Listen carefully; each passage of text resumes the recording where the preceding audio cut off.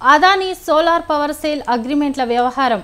ఇందుకోసం భారీ మొత్తంలో ఇవ్వజూపిన లంచాల అంశం ప్రపంచవ్యాప్తంగా హాట్ టాపిక్గా మారింది. పైగా ఇందులో ఏపీ మాజీ సీఎం జగన్ పాత్ర ఉందంటూ వచ్చిన వార్తలు తెలుగు రాష్ట్రాల్లో సంచలనం సృష్టించాయి. ఏ ఇద్దరు కలిసినా ఇప్పుడు ఈ అంశంపైనే చర్చించుకునే పరిస్థితి నెలకొంది. అయితే ఈ మొత్తం వ్యవహారంలో రోజులు గడుస్తున్న కొద్దీ కొత్త అంశాలు వెలుగులోకి వస్తున్నాయి.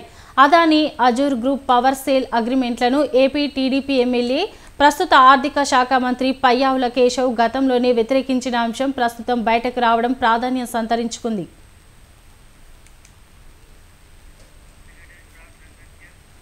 అదానీ అజూర్ పవర్ నుంచి వైసీపీ సర్కార్ సోలార్ విద్యుత్ కొనే ఒప్పందంపై సెంట్రల్ ఎలక్ట్రిసిటీ రెగ్యులేటరీ కమిషన్ ముందు రాతపూర్వకంగా అభ్యంతరాలు వ్యక్తం చేశారు.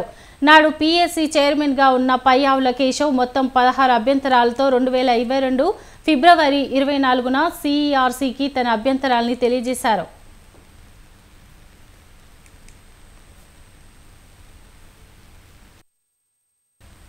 బహిరంగ మార్కెట్లో అప్పటికి సోలార్ ఎనర్జీ రేటు తగ్గుతోంది. ఇంకా చెప్పాలంటే సెకీతో ఒప్పందం కుదుర్చుకునే సమయంలో యూనిట్ విద్యుత్కు ₹1.99 నుంచి ₹2 సరఫరా చేస్తున్నారు. కానీ నాటి జగన్ సర్కారు యూనిట్కి 50 పైసలు అదనంగా చెల్లించేలా ఒప్పందం కుదుర్చుకోవడంపై పయ్యావుల అభ్యంతరం తెలియజేశారు.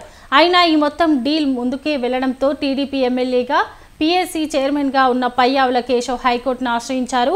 ఇంకా ఆ కేసు రాష్ట్ర అత్యున్నత న్యాయస్థానం వద్ద పెండింగ్లోనే ఉంది.